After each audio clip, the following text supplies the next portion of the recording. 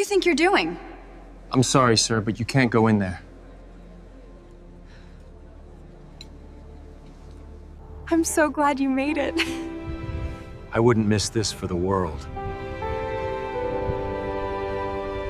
The smell of rosemary butter clung to the air, layered over the sharper notes of seared steak. The Friday night rush at Belafonte, the upscale restaurant where Sofia Alvarez worked, always felt like a battlefield. White linen tables, dim golden lights, and string music were meant to signal elegance, but for the staff, it meant chaos wrapped in politeness. Sofia moved like she always did, quick, sharp, hiding her exhaustion. The black apron cut into her waist and the tight bun at the back of her head tugged at her scalp. Every step she took was a calculation. Glassware balanced, wine poured at the exact angle, a smile stretched until her cheeks ached. But beneath the surface, fatigue coiled inside her. She'd worked a double today because rent was due. And she couldn't let Maya, her 9-year-old daughter, see the eviction notice still tucked under a stack of school drawings on their fridge. "Table 9 is asking for you again," whispered Carla, the new hostess, barely 20 and already wide-eyed with panic. The guy in the blazer. "He, asked for you specifically." Sofia glanced across the dining room. Table 9 wasn't hard to spot. A group of young men lounged there like kings on thrones, their laughter too loud, their presence too large for the candle-lit room. And at the head sat Ethan Blackwell. She recognized him instantly. The angular jaw, slicked back hair, and that grin. A grin that said the rules bent for him. Sofia had seen his type 100 times. Rich boys raised in shadows of money and power, who treated restaurants like playgrounds and waitresses like disposable props. "I'll handle it," Sofia said, her voice flat but steady. As she approached, she noticed Carla's hands trembling where she clutched her notepad. Ethan had been calling her sweetheart all night, tugging her wrist when she leaned too close. Sofia's chest tightened. She had promised herself, never again would she stand by and let someone smaller, younger, weaker be chewed up by men like this. "Gentlemen," she said, plastering on her most professional smile. "How's everything tasting tonight?" Ethan leaned back, spreading his arms like he owned the air around him. "The food's good. The service," his eyes dragged down her uniform. "Could use some upgrades." The table chuckled, Sofia's stomach clenched, but her voice remained steady. "We'll do our best to meet your expectations." He raised his glass. "You know who I am, right?" "Yes," she said evenly. "You're Ethan Blackwell." His grin widened. "Then you know this place should be rolling out the red carpet. Instead, your little hostess looks like she's about to cry. Maybe you should teach her how to smile for customers. Or I could." His hand mimed a squeeze in the air. The laughter erupted again, sharp and ugly. Carla hovered a few tables away, biting her lip, pretending to reorganize menus. Sofia's pulse thundered. She felt the weight of eyes, not just Ethan's, but the other diners. Upscale guests always pretended not to notice scenes like this, but she knew they were watching, waiting. "The staff didn't matter until we did." She leaned in, lowering her voice. "Mr. Blackwell, I'll have to ask you to keep your hands and comments respectful toward my staff." For a moment, silence. His grin faltered, then morphed into something darker. "Are you serious? You think you can tell me what to do in this restaurant?" "Yes," Sofia said, louder this time. "Because this is my floor. And if you can't respect my team, you're not welcome here." The words came out before she could second guess. A hot rush of adrenaline surged through her. Gasps fluttered across the dining room. Forks paused midair. Ethan stood, towering over her. "Do you know what happens to people who embarrass me?" Sofia's hands trembled, but she locked her eyes on his. "You're done here. Pay your bill and leave now." Carla's eyes widened. A waiter froze mid-step, holding a tray of martinis that shivered with the tension. Ethan's face burned red. For a heartbeat, Sofia thought he might hit her. Instead, he slammed his glass down so hard it cracked. Wine bled into the tablecloth like a spreading wound. "Fine," he spat. "Enjoy your little job while it lasts. I'll make sure you regret this." He turned sharply, his entourage scrambling behind him. The doors swung open with a rush of cold air, and then they were gone, leaving silence heavy as smoke. The restaurant exhaled as if it had been holding its breath. Carla rushed to Sofia's side. I know." Sofia's voice cracked, but she forced a smile. "It's okay. You're safe now. Safe." She wanted to believe it. The manager appeared, pale and stammering. Sophia, do you realize who that was? The Blackwells practically own this city. If he complains, he was harassing staff, Sophia cut in. If that's a problem, then maybe this restaurant should decide who it stands with. The customers or the people keeping the doors open. The manager opened his mouth, then closed it. His silence was answer enough. That night after her shift, Sophia sat in the tiny living room of her apartment.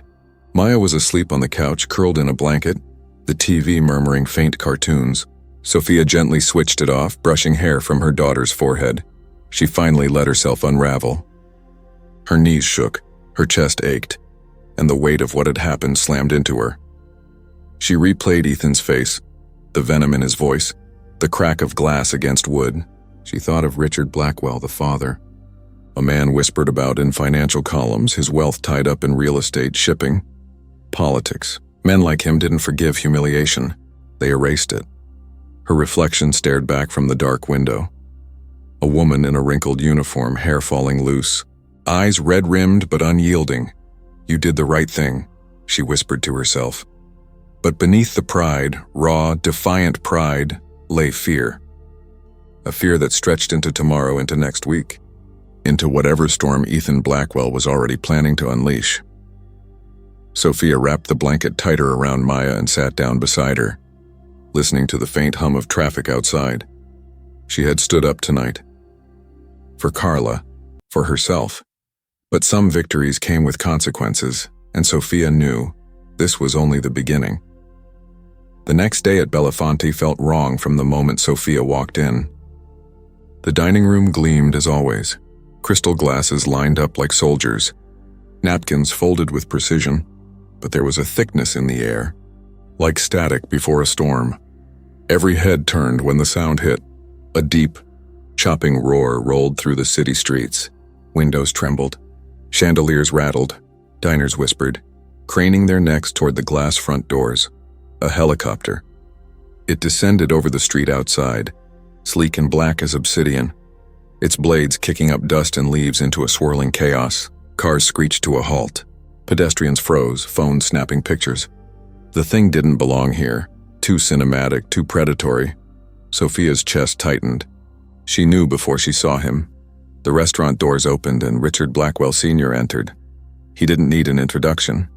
The presence walked in before the man did. Tall silver hair swept back, tailored suit so precise it seemed stitched to his skin. His face carried the kind of weight that had stared down senators, CEOs, judges. He didn't look around. He expected the room to revolve around him, and it did. Conversations died mid-sentence. Forks hovered in mid-air. He spotted her instantly. Sophia felt the air sucked from her lungs. Her first thought was Maya. Her second thought, this is retaliation. Ms. Alvarez, Richard said, his voice rich, smooth, dangerous. Might we have a word? The manager practically tripped over himself, rushing forward. Mr. Blackwell, sir, please, our private dining room is available. Richard cut him off with a flick of his wrist. His eyes never left Sophia. I'd prefer she step outside with me. A hush spread through the restaurant. Sophia's coworker stared wide-eyed. Carla clutched a tray like it was a shield. Sophia's heart pounded, but she straightened her shoulders. If you want to talk, you can say it here.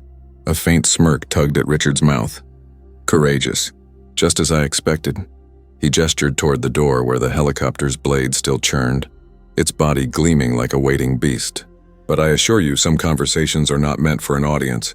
Every instinct screamed no. But every thought of Maya whispered, what if? What if refusing him made her a target? What if compliance bought her safety, even temporarily? She turned to Carla, pressing her hand to the girl's trembling arm. Cover my tables. Carla's eyes widened. Sophia, I'll be fine. She said it with more conviction than she felt. The night air hit her as she stepped outside. The helicopter's wind whipped her hair loose, tugging at her uniform. Richard walked with the unhurried pace of someone who owned the ground he stepped on. He extended his hand to the cabin door. After you, Sophia froze. You expect me to just climb into a helicopter with a stranger? His smile sharpened. Not a stranger. A man who holds more power than the mayor, the governor, and your local landlord combined. Believe me, Ms. Alvarez, you are safer with me than against me. The words sank like stones in her stomach. Safer with him? Not safe, never safe. Still, she climbed in. The cabin smelled of leather and money. Plush seats, tinted windows, polished control panels glowing faintly. The noise outside dulled to a heavy thrum once the doors shut. Richard settled across from her, crossing one leg with elegant precision. For a moment, he studied her like she was an investment portfolio. "You humiliated my son last night," he said finally. No heat in his tone, just fact. Few people dare stand up to Ethan. Fewer still survive the consequences. Sophia clasped her hands together, knuckles white. "If you brought me here to threaten me, you wasted jet fuel." His laughter rolled out deep and controlled. "Threaten? No, I admire you. Do you know how rare it is in my world to find someone who doesn't flinch?" "I wasn't trying to impress you," she said. "Nevertheless, you did." He leaned forward. "You see, Ethan is reckless, entitled. He lacks discipline. People around him fear him, but fear is brittle. It shatters under pressure. You, however, you stood your ground. And I noticed." Sophia's skin prickled. This wasn't flattery. It was something colder, like a predator praising the spirit of its prey before deciding whether to kill it. "Why am I here?" she asked. Richard tilted his head. "Because I'm offering you an opportunity." Her laugh was bitter, sharp. "An opportunity to what? Babysit your son?" "To join something larger than yourself," he said smoothly. "My family runs more than businesses. We run networks, systems, influence. You could have protection, money, connections. Never worry about rent again. Never worry about your daughter's school fees. All it would take is loyalty." "To me," Sophia's breath hitched. He knew about Maya. Her voice shook. "Stay away from her. I don't make threats, Ms. Alvarez. I make offers. But you must understand, when I extend my hand, it is not wise to slap it away." He leaned back, watching her wrestle with silence. Inside, Sophia's mind was a storm. Part of her wanted to scream, to claw her way out of the cabin. Another part, the exhausted mother scraping bills together, wondered how many months of safety a single nod could buy her daughter. But beneath it all, her gut anchored her. Men like Richard never gave without taking more. She met his eyes. "No deal." For the first time, his smile vanished. "You should think carefully," he said quietly. "Defiance is admirable. It is also dangerous." The helicopter thudded as the pilot shifted. Richard tapped the window, signaling. The blade slowed, the machine dipping back toward the ground. When the door opened, Sophia climbed out on shaky legs. The city night wrapped around her, full of honking cars and staring bystanders. Richard remained inside, his face half lit by the control panel glow. "Remember, Ms. Alvarez," he called over the roar. "The Blackwells always collect their debts, even the ones never agreed upon." The door shut. The helicopter lifted into the night sky, its shadow sweeping across the restaurant, across Sophia herself, like a dark omen. She stood rooted on the sidewalk, the crowd dispersing, the noise of ordinary life slowly returning. Her hands trembled uncontrollably. Inside, she replayed every word, every veiled promise, every glance that told her Richard Blackwell didn't need to raise his voice to destroy her life. Back in her apartment that night, Maya's small snores filled the silence. Sophia sat at the kitchen table, staring at the eviction notice still tucked beneath a magnet. Her daughter's school drawings fluttered slightly in the draft of the open window. A billionaire had just tried to buy her, and she had said no. She pressed her palms together, whispering into the dark, "God, give me strength, because they're coming." And deep down she knew, this was no longer about a restaurant or a shift gone wrong. This was war. The helicopter cut across the city skyline, its blades drowning out thought. Lights blurred beneath them, grids of gold and white stretching into the dark horizon. Sophia sat stiff in the leather seat, her hands gripping her knees so tightly her nails bit skin. Richard Blackwell Sr. sat across from her, perfectly composed, sipping from a crystal tumbler as though turbulence did not exist in his world. His eyes studied her like she was a rare acquisition at an auction. "You know," he said, his voice smooth, almost bored. "Most people tremble when I ask them to sit across from me. You," his lips curled. "You glared." "I didn't ask to be here," Sophia shot back. He swirled the amber liquid in his glass unfazed. "No one ever asks to be at the table where power is served. But once they sit, they rarely walk away." She crossed her arms. "So this is about Ethan. You want me to apologize for humiliating him?" Richard chuckled. Ethan humiliates himself daily. My concern isn't apology, it's control. My son is reckless, entitled, dangerous at times, and yet he is the heir to everything I've built. What he lacks is someone unafraid of him, someone like you. The words hung heavy. Sophia blinked. You're joking. Do I look like a man who jokes? His gaze was cutting. I'm offering you something very few people ever get. A seat close to the flame without being burned. Her stomach nodded. What exactly are you offering? Richard leaned forward, elbows on his knees. His voice dropped, intimate. Money, security, influence. The kind of life you've only dreamed of giving your daughter. Imagine, no more rent notices, no working double shifts just to keep the lights on.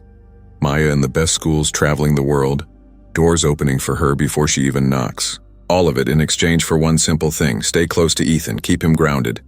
Keep him from ruining what I've built. Her throat went dry. You want me to babysit your son? I want you to tame him, Richard corrected. He listens to no one. But you humiliated him. You cut through his arrogance. That means you have power. And power, Ms. Alvarez, is a currency more valuable than gold. Sophia's pulse raced. Images flickered. Maya's tiny shoes on the doorstep, the eviction notice mocking her from the fridge. What if she said yes?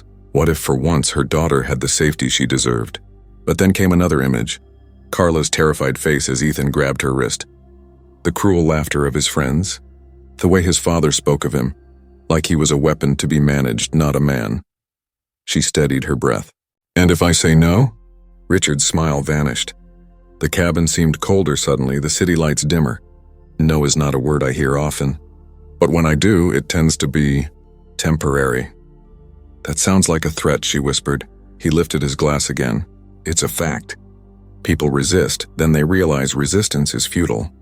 Everyone bends eventually. You would be wise to bend now. Sophia leaned forward, meeting his stare with every ounce of fire she had left. I'm not for sale. Not to you, not to Ethan, not to anyone. For the first time, Richard's mask cracked. His jaw tightened, his eyes hardened into steel.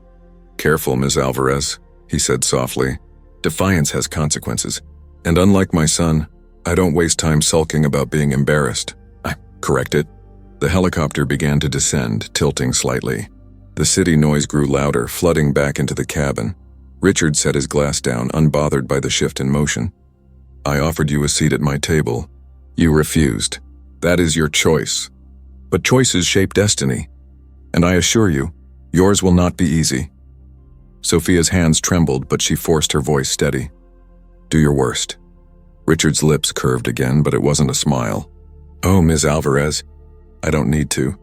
The world will do it for me. I simply light the match.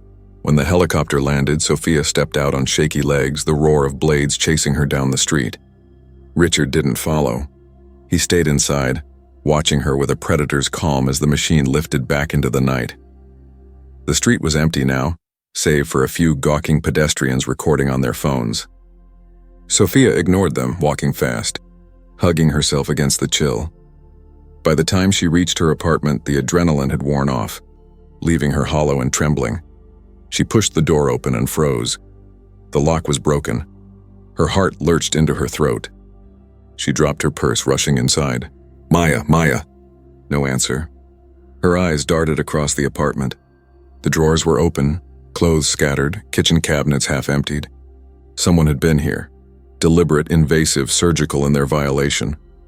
Her chest nearly collapsed until she saw a small shape stir on the couch. Maya, rubbing her eyes, sleepy and confused. Mommy. Sophia stumbled to her, clutching her daughter into her arms so tightly the child whimpered. Are you okay? Did anyone hurt you? No, Maya mumbled, but the man said he liked my bear. Sophia's blood turned to ice. She pulled back. What man? The man in the suit. He came in while I was coloring. He looked around, then he took Mr. Buttons. Her daughter's lip trembled. Why would he take my bear? Sophia's eyes darted to the shelf. The stuffed bear, the one Maya had carried since she was 3, the one that smelled like safety, was gone. Her stomach dropped into an abyss. This wasn't robbery. Nothing valuable was missing, except the most personal, innocent thing they could steal. A message. She pulled Maya into her lap, rocking her, hiding her tears against her daughter's hair. She whispered, because they want me to know they can take anything. Anything at all. Outside the cracked window, the night hummed with sirens, distant and uncaring. Sophia sat in the darkness, cradling her child. The bear's absence louder than the city. Richard's words echoed in her skull. Everyone bends eventually. But as she held Maya, her grief hardened into something sharper. I will never bend, she whispered into her daughter's hair. Not to them. Not ever. Yet in the pit of her stomach she knew. This was no longer about humiliation. This was war, and the Blackwells had just fired the first shot. The days after the break-in bled into each other, every hour weighed down with paranoia. Sophia barely slept. Every creak in the apartment, every slam of a car door outside jolted her awake. She'd creep into Maya's room at night just to watch her chest rise and fall, reassuring herself her daughter was still breathing, still here. But the Blackwells were never far. The first note arrived under her windshield wiper. Scrawled in thick black marker on an expensive piece of stationery, it read, "Still think you can say no?" She ripped it in half, but her hands shook the entire drive to work. 2 days later, another note slipped into her apartment doorframe. Cute kid. Be a shame if she grew up without a mother. Her stomach twisted until she nearly vomited. She shoved the paper deep into the trash where Maya couldn't see it. At the restaurant, the walls began to close in. Customers she'd never seen before took tables near her section. Men in suits who didn't eat much, didn't talk much, just watched. Watched her bend to pour wine. Watched her walk back and forth to the kitchen. Their stares burrowed into her skin until she wanted to claw herself raw. One evening, the manager pulled her aside. His eyes darted toward the suited men like a frightened animal. "Sophia," he whispered, "I have to let you go." Her stomach dropped. "What, why?" "It's complicated. You've been incredible, but—" He rubbed the back of his neck. "The Blackwells called. They made it clear. If you stay here, they'll make sure we lose our liquor license, maybe worse. I can't risk the whole restaurant for one employee." Sophia stared at him, the words crashing over her like icy water. "So you're just going to throw me out? After everything I've done for this place?" His voice cracked. "I don't have a choice." "Yes, you do." Her voice rose, sharp enough to turn heads. "You chose them over me. You chose fear." The manager couldn't look her in the eye. She ripped off her apron, slapped it onto the counter, and walked out, her chest burning with rage and humiliation. That night, she found Maya sitting on the couch, her knees tucked under her chin, wide brown eyes fixed on the window. "What's wrong, baby?" Sophia asked, crouching down. Maya pointed toward the street.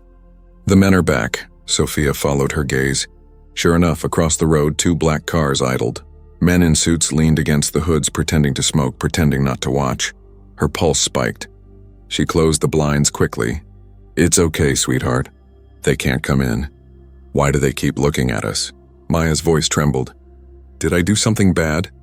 Sophia's throat tightened. She pulled her daughter into her lap, holding her close. No, baby. You did nothing wrong. This is not your fault." "Then why are they here?" "Because your mother said no to a man who thinks he owns the world." Sophia thought bitterly. Out loud she whispered, "Because they're cowards. And cowards hide behind scary faces." Maya nodded against her shoulder, but Sophia felt the child's small body trembling. The next morning, she walked into the police station with the notes clutched in her hand. She slapped them down on the counter in front of the desk sergeant. "These were left for me.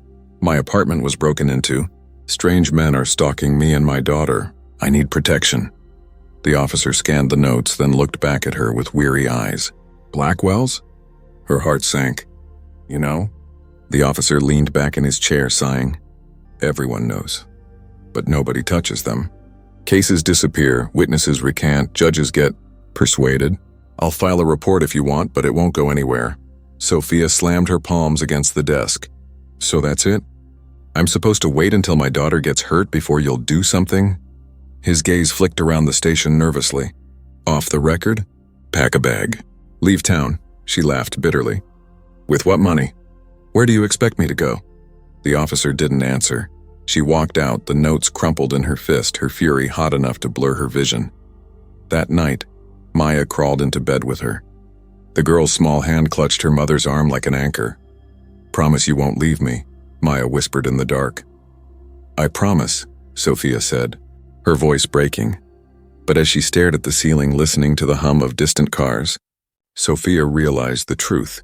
The Blackwells weren't going to stop. Not with silence, not with hiding. She thought of Richard's calm voice in the helicopter, the way he spoke of power like it was oxygen. Everyone bends. Eventually. No, not her.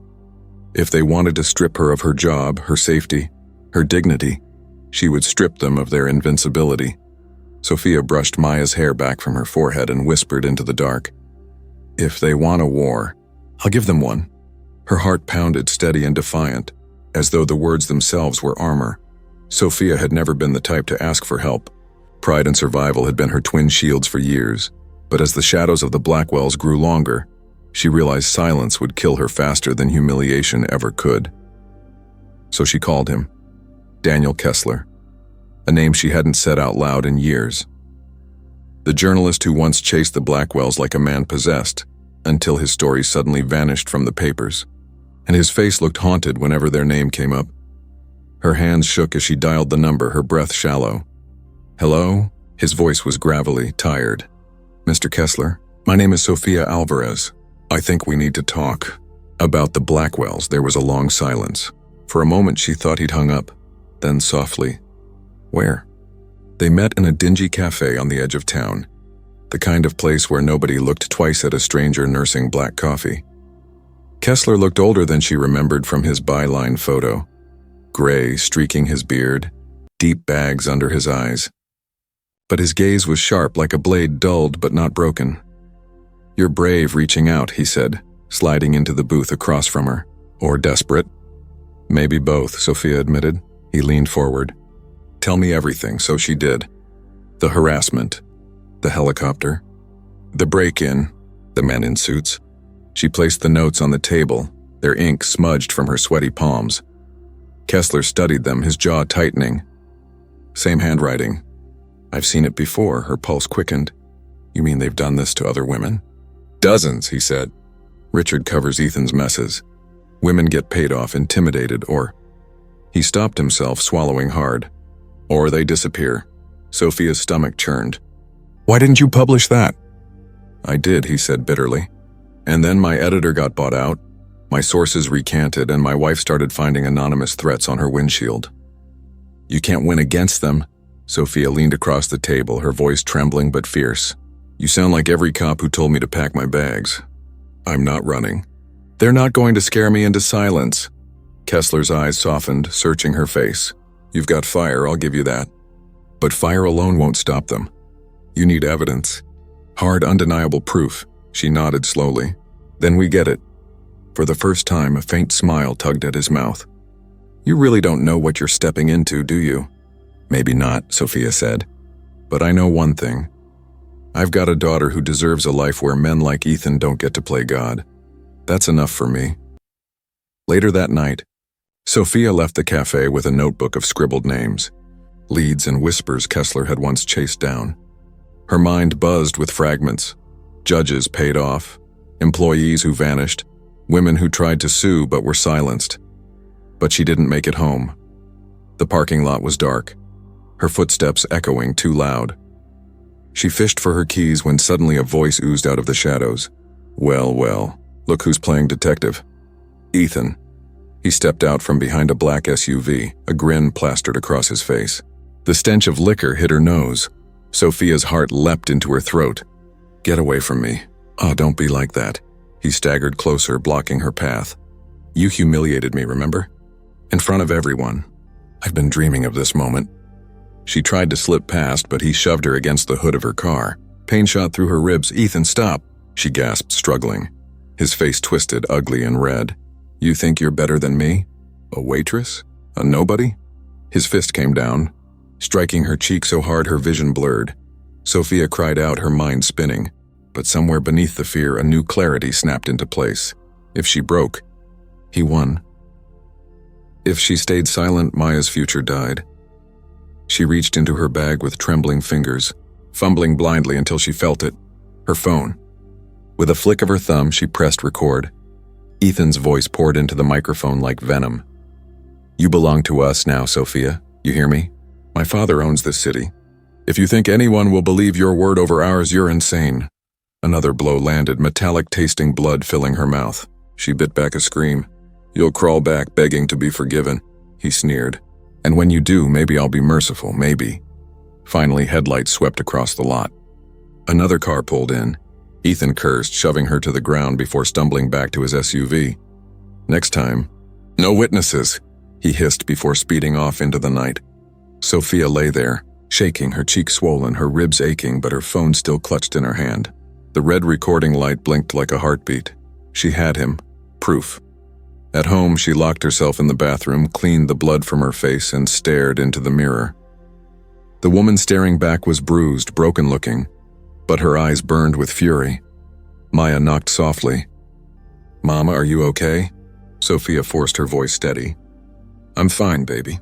Just tired." But when Maya padded back to her room, Sophia whispered to her reflection, "This isn't over." She plugged her phone into the charger and replayed the recording. Ethan's threats filled the tiny bathroom. Every word was a weapon. For the first time, Sophia felt like she wasn't drowning. She was fighting, but she wasn't the only one listening. Across town, in a penthouse lined with glass and steel, Richard Blackwell Sr. poured himself a glass of scotch as one of his men delivered the news. "She's been meeting with Kessler, and she's got a recording of Ethan." Richard swirled the amber liquid, his expression unreadable. "Foolish girl, what should we do?" Richard set his glass down with a quiet clink. His voice was calm, almost gentle. "Remind her," he said, "that the Blackwells don't lose, ever." The room fell silent, heavy with menace, and somewhere across the city, Sophia Alvarez unknowingly crossed the threshold from hunted to threat. The restaurant had been Sophia's battlefield and sanctuary. Even after being fired, she still felt the ghosts of clinking glasses and murmured gossip, chasing her steps whenever she walked past its glowing windows. It had been the only place where she wasn't just a mother scraping by, but someone sharp, capable, respected, which made the betrayal cut all the deeper. She found out from Kessler first. "Think one of your coworkers is feeding them," he said in a hushed voice over the phone. Sophia froze in her kitchen. The corded landline pressed so tight against her ear it hurt. "What are you talking about?" "Richard knows things he shouldn't. Details about our meetings, about what I've uncovered. That kind of intel doesn't leak by accident." Sophia's mind rifled through names. Maria, the hostess who covered shifts when Sophia couldn't find childcare. Kevin, who used to sneak her extra rolls for Maya. Lila, the youngest server who Sophia had shielded from Ethan's drunk advances. "Any of them?" Her voice dropped to a whisper. "Do you know who?" "Not yet," Kessler said grimly.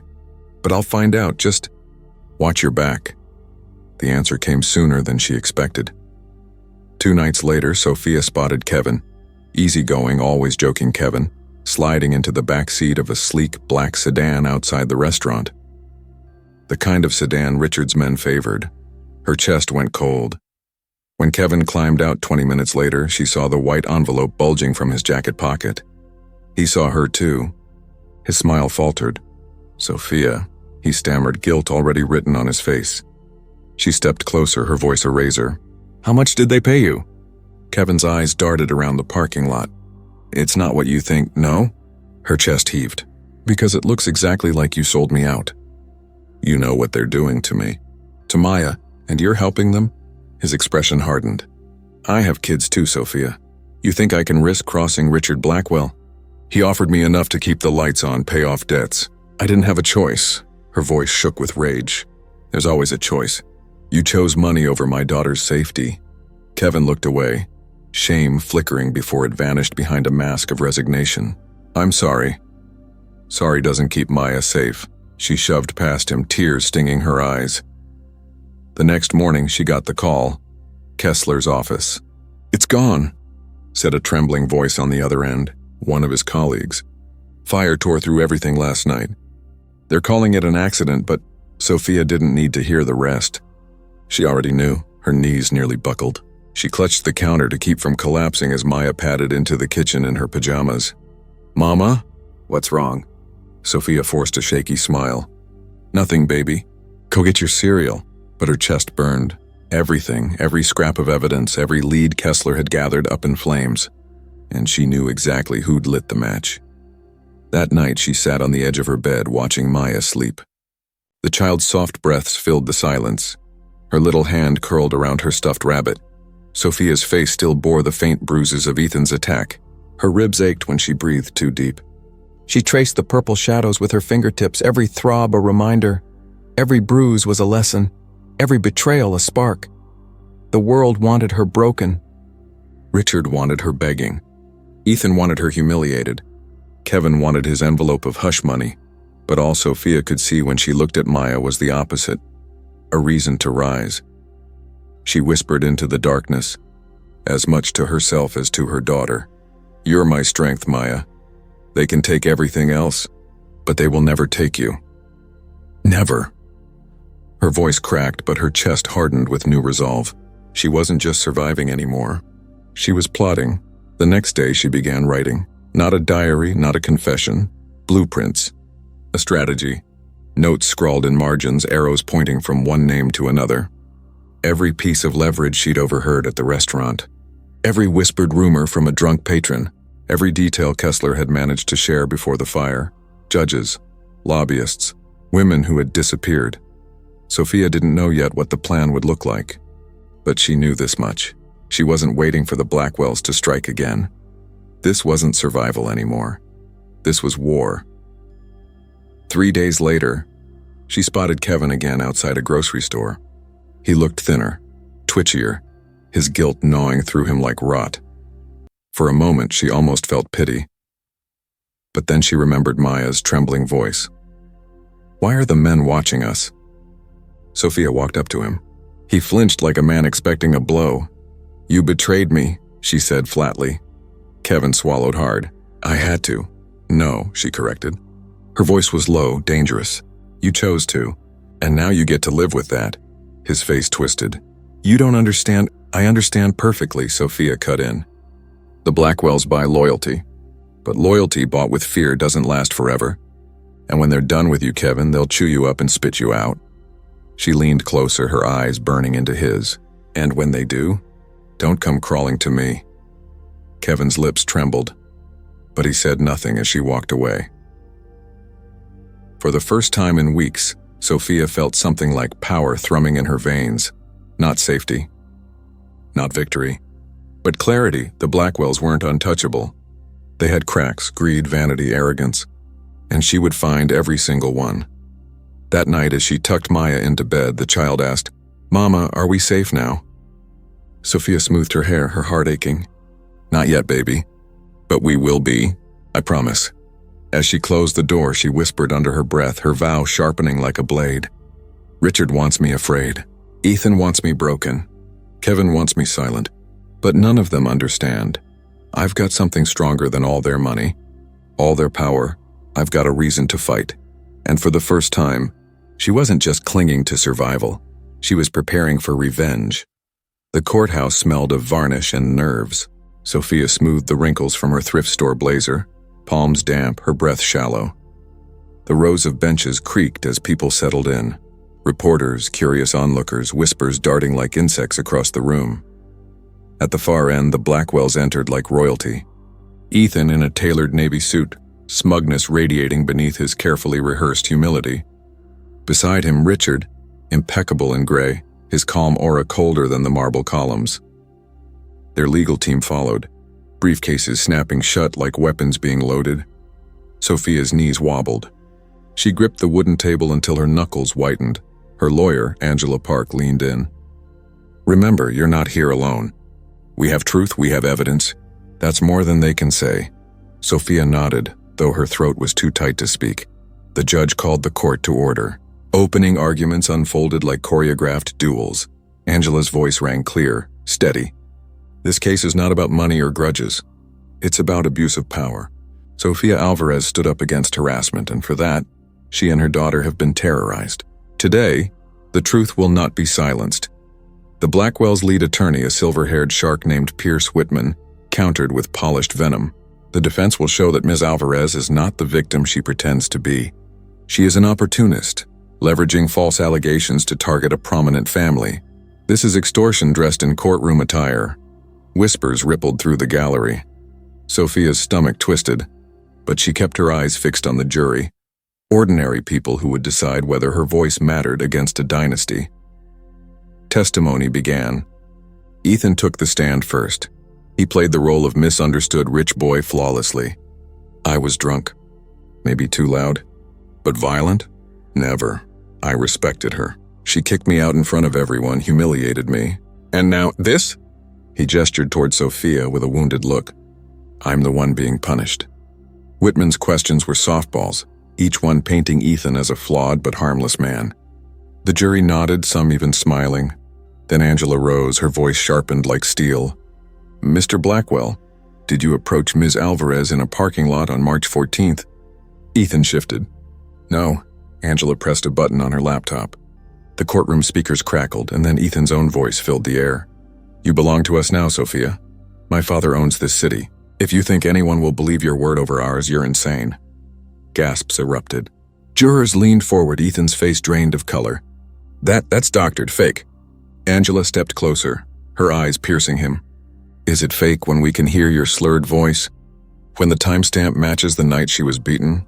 Ethan stammered, sweat beading his forehead. Richard's jaw tightened, but his expression remained eerily calm. Next, Sophia was called to the stand. Her hands trembled as she raised them to be sworn in. Angela guided her gently at first. Ms. Alvarez, can you describe what happened in that parking lot? Sophia's voice shook, but she forced herself forward. He cornered me. He hit me. He told me no one would believe me because his father owned everything. She paused, her eyes locking on the jury. And for a while, I believed him. Her throat burned, but she pushed through. But then I remembered my daughter. She deserves a world where men like Ethan don't get to hurt women and walk away laughing. The gallery fell silent, the weight of her words hanging heavy. Then Whitman rose for cross-examination. Ms. Alvarez, he began smoothly. You're a single mother, correct? Struggling financially? Yes. And isn't it true you were fired from your last job? Because of the Blackwell's influence? Or because you were difficult? His smirk curled. You see, ladies and gentlemen of the jury, we have a woman with motive. She needed money. She needed attention. And what better target than the wealthy Blackwells? Sophia's blood boiled. I don't need their money. I need justice, Whitman pounced. Justice or revenge? Because from where I stand, this looks less like a victim seeking protection and more like a bitter woman seeking a payout. Gasps, murmurs. Angela objected, but the damage was done. Sophia felt the sting of judgment in the jurors' eyes. Her motherhood twisted into weakness, her survival into greed. During recess, she slumped on the bench outside the courtroom, her head in her hands. Angela squeezed her shoulder. They're trying to break you. Don't let them, Sophia whispered. What if the jury believes them? Then we hit harder, Angela said. When court resumed, Angela replayed the recording louder this time. She displayed photos of Sophia's bruises, medical reports. Piece by piece, the tide began to shift.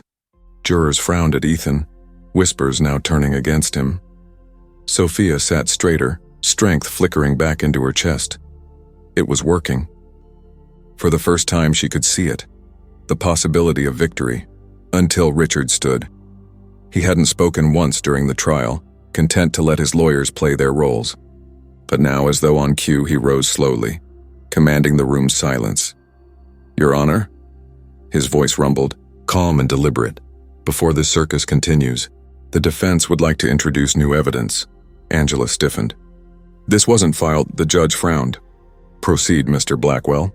Richard nodded to one of his men, who approached the bench with a sealed envelope. The judge opened it, brows furrowing. Then Richard turned, his eyes locking onto Sophia, cold and triumphant. Ladies and gentlemen, it seems Ms. Alvarez neglected to disclose a criminal record. Sophia's blood froze. The screen lit up with scanned documents. An old shoplifting charge from her teenage years. A misdemeanor she'd buried under years of struggle. Nothing violent, nothing relevant. But damning in the hands of men who twisted narratives like clay. Whitman's voice rose, smooth and cutting. A history of dishonesty, theft. If she could steal from a store, what's to stop her from stealing a family's reputation with lies? The jury shifted uneasily. Whispers erupted. Sophia's mouth opened, but no words came. Her past, long buried, dragged into the light at the worst possible moment. She glanced at Maya's photo tucked in her bag, her anchor. But even that felt heavy now, like a weight pulling her under. The courtroom buzzed with Richard's triumph. For the first time since this began, Sophia felt the ground tilt beneath her. The truth had nearly saved her. And now, a single shadow from her past threatened to destroy everything. The verdict landed like a guillotine. Not guilty. 2 words, and the air was sucked out of the courtroom.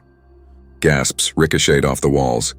Someone in the gallery cursed loud enough for the bailiff to shout them down. Sophia just sat frozen, her breath caught between her ribs, her fingers digging into the polished wood of the bench until her knuckles went white. Not guilty, despite the recording, despite the photos, despite her testimony, her bruises, her truth laid bare for strangers to dissect. Ethan smirked as the bailiff removed his cuffs. His smug face tilted toward her, the kind of smile a predator wears when it knows the cage door is swung open. Richard didn't smile. He didn't need to. His calm was more terrifying than triumph. His stillness radiated power, the quiet of a man who never doubted the outcome. Angela leaned in, her voice low and furious. He bought the judge. I'd bet my license on it. Sophia's throat tightened. So that's it? We just lose? I'll appeal, Angela said quickly. We'll take this higher. But Sophia heard the resignation under her client's polished tone. Higher courts, more lawyers, more Blackwell money smoothing every obstacle. Her stomach lurched as people spilled into the hallway. Reporters swarmed. Microphones shoved toward her face, voices firing questions. Ms. Alvarez, do you feel justice was served? Was this case about money from the beginning? Do you plan to retaliate against the Blackwell family? Sophia couldn't breathe. Cameras flashed, blinding her. Ethan brushed past with his lawyers, whispering something cruel just loud enough for her to hear. Better luck next time, Waitress. Angela pulled her aside, shielding her from the press. Don't answer them. Not now. But Sophia barely heard her. The words "not guilty" pounded in her skull like war drums. That night she sat on the edge of her bed, still in her wrinkled blazer, staring at the floor. Maya crawled into her lap, her small hands gripping Sophia's sleeve. Mama? Sophia blinked down at her daughter's wide, searching eyes. Does this mean the bad guys always win? The question cleaved her heart in two. For a moment she couldn't answer. Her throat was raw, her chest tight. Tears burned, threatening to fall. Because deep down, wasn't that what today proved? That power always trampled truth. That money bought freedom. That the system wasn't broken. It was built this way. But when she looked at Maya, trembling in her pajamas, waiting for reassurance, something inside Sophia hardened. No, baby, she whispered, cupping Maya's face. The bad guys don't always win, but they won today. Sophia's voice cracked. They won today? But that doesn't mean they win forever. Maya frowned. How do you know? Sophia brushed a curl from her daughter's forehead, her hand steady despite the storm inside her. Because I won't let them. As long as I'm breathing, I'll never let them. Maya's eyes filled with tears, and she buried her face against Sophia's chest. Sophia held her close, rocking her gently, whispering over and over, They don't win. They don't win. When Maya finally drifted off, Sophia sat in the dark, staring at the ceiling. She thought of the judge's eyes, glassy, distant, like a man with strings pulled tight around his neck. She thought of the way Richard hadn't celebrated, hadn't gloated, because to him, victory wasn't luck. It was inevitable. The law had bent to him. And if the law bent, then what good was law? Her hand curled into a fist. The bruises on her knuckles throbbed, old wounds flaring alive. She had walked into that courtroom believing justice could be won. Now she knew better. Justice wasn't given. It was taken. She pulled out the notebook she'd been filling in secret. Names, dates, connections, every whispered rumor from the restaurant, every fragment Kessler had handed her before the fire. She ran her fingers over the pages, as if drawing strength from the ink itself. Not guilty, she muttered to the empty room, her voice low and trembling. Fine, you win here. But outside these walls? Out there, you play by my rules. She turned to the window, the city lights glowing like a field of distant fires. For the first time, she let herself imagine a different kind of fight. Not through courts, not through appeals, but through exposure, strategy, cunning. Through the kind of vengeance that couldn't be bought off. She thought of Kessler, silenced. Of Kevin pocketing hush money. Of every woman erased by Richard's reach, and she thought of Maya, asking if the bad guys always win. Her jaw set. Her grief hardened into something sharper. "No," she whispered into the night. "Not always. Not this time." The next morning, Sophia woke with a strange stillness. Not peace, never peace, but clarity. She packed Maya's lunch, brushed her hair, walked her to school. On the way back, she passed newsstands with headlines screaming Ethan's acquittal. His smirking face plastered across the front pages. His ordeal framed as triumph. People glanced at her with pity or suspicion, their whispers following her like shadows. But inside, a new fire burned. If Richard wanted her broken, he'd underestimated her. Because Sofia Alvarez wasn't broken, she was just beginning. Sofia never forgot the silence of the courtroom when the verdict fell. But if Richard thought that silence meant defeat, he'd miscalculated. Silence was where revolutions began. It started with a single email. Late at night, after Maya was asleep, Sofia sat at her kitchen table, the glow of her laptop illuminating her face. Her hands trembled as she uploaded the first batch of files, scanned notes, receipts, fragments of contracts she had pieced together with Kessler before the fire.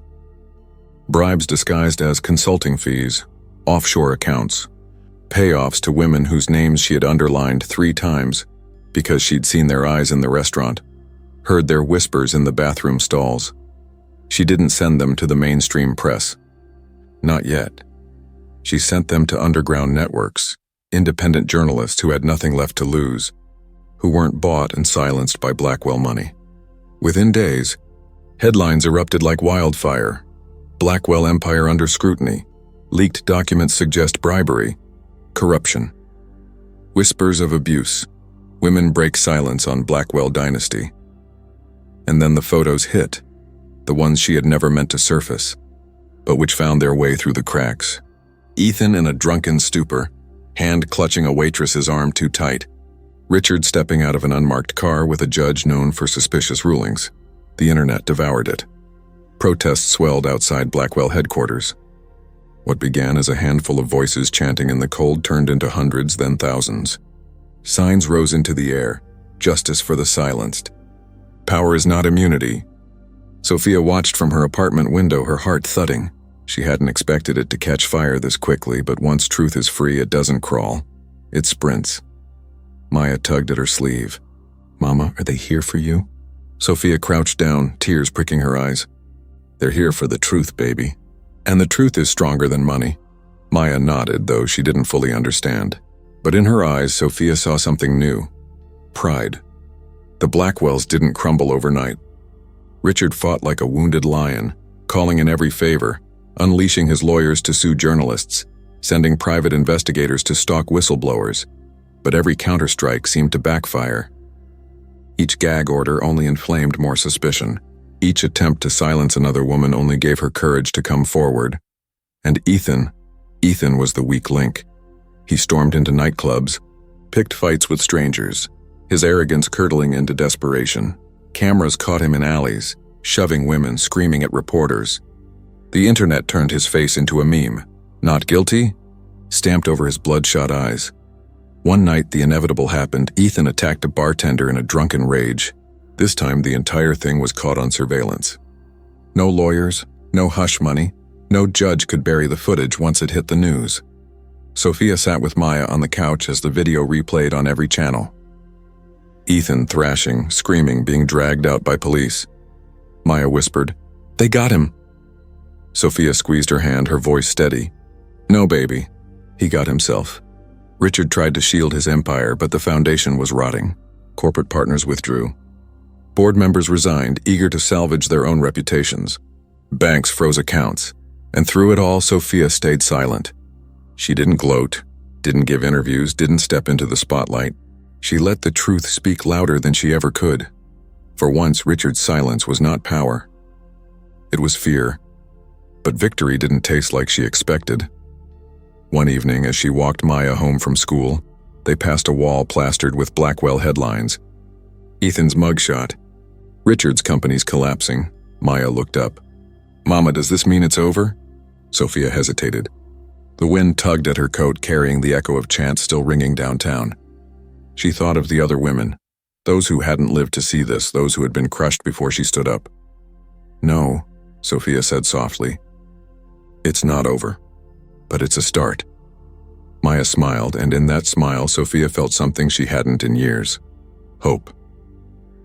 The night the Blackwell building finally shut its doors, Sophia stood across the street, watching employees carry out boxes. Reporters swarmed. Protesters cheered. The neon sign flickered and died, as if the empire itself had surrendered to the weight of its own sins. Angela joined her on the sidewalk, her eyes tired but alight. You did this, Sophia. Don't downplay it, Sophia shook her head. I just lit the match. They built the pyre themselves, Angela smirked. And you weren't afraid to strike it. For a moment, the two women stood in silence, watching the empire fall. Then Angela said, So, what now? Sophia looked toward the skyline where the city pulsed with restless energy. Her chest ached with exhaustion, but under it was steel. Now? She said, now I live. And I make sure Maya grows up knowing her mother never bowed to men like them. That night, Sophia tucked Maya into bed, the city quiet for the first time in months. She kissed her daughter's forehead, lingering in the moment. As she turned off the light, Maya whispered, Mama, you're stronger than them.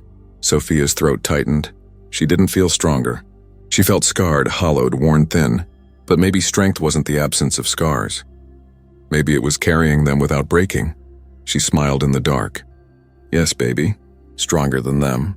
And for the first time since that night in the restaurant, Sophia believed it. The sound came before the sight, a heavy, mechanical roar that rattled the glass of Sophia's apartment window.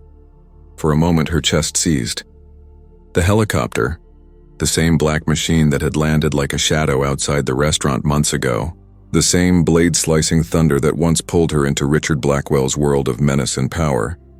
But this time, it wasn't coming for her. It was trying to take him away. News had broken earlier that morning.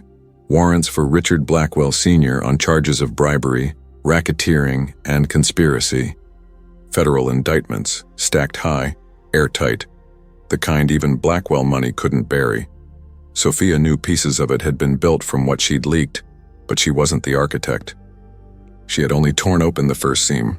Once the truth spilled, the agents followed the trail like bloodhounds. Still, Richard was not a man to walk into custody. And as the news crews reported chaos at Blackwell Tower, Sophia imagined his fury, a lion cornered, clawing for an escape route. She knew exactly what escape he'd choose. The footage came live, broadcast across every channel. Sophia and Maya sat together on the couch, the blue glow of the television painting their faces. A helicopter spun up on the skyscraper's rooftop, its blades slicing the dawn haze. Reporters shouted over the roar. Richard Blackwell attempting to flee. Federal agents in pursuit, this is happening now. Sophia's heart hammered. She remembered the way Richard had once stretched out his hand on that helicopter, offering her power with one breath and threatening her with the next. You could have been useful, not anymore. On screen, the camera zoomed in as Richard's tall frame strode across the helipad. No hesitation, no shame. Just that same imperial calm, as if the world still bowed to him. Behind him, his lawyers and aides scrambled, shouting, some even trying to block the agents swarming up the stairwell. Maya clutched her mother's arm. Mama, he's leaving. Sophia shook her head slowly. Not this time. The helicopter lifted, nose tipping skyward. For a second, it looked like he might actually slip free, blades roaring triumph over the city. Then, from the corner of the screen, two federal choppers swooped in, black, armed, unyielding. The sky itself turned against him.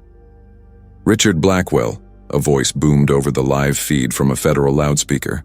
Stand down and land the aircraft immediately. For the first time, Sophia saw it, the flicker of fear in his posture, the hesitation in his stride as he leaned toward the pilot.